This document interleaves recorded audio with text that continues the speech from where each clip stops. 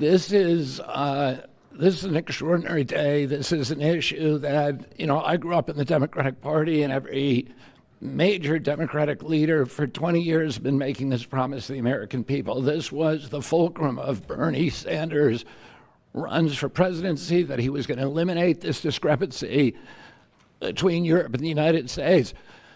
But as it turns out, none of them were doing it. It's one of these promises that politicians make to their constituents, knowing that they'll never have to do it. And the reason they'll never have to do it is because they know that Congress is controlled in so many ways by the pharmaceutical industry, but he can't be bought, unlike most of the politicians in this country. And he is standing here for the American people. I don't know what, there's writers like Lord Elizabeth Warren or Robert Reich who are saying that President Trump is on this side of the oligarchs. There has never been a president more willing to stand up to the oligarchs than President Donald Trump.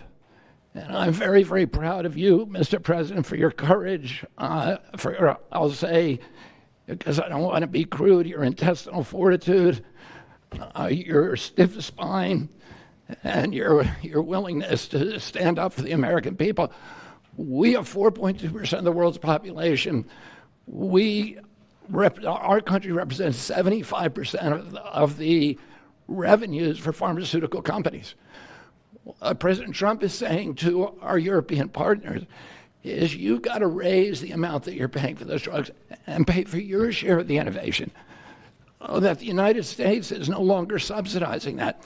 If the Europeans raise the price of their drugs by just 20%, that is $10 trillion. That can be spent on innovation, and the health of all people all across the globe is going to increase because we're going to have better products. So I'm just so grateful to be here today. I never thought that this would happen in my lifetime.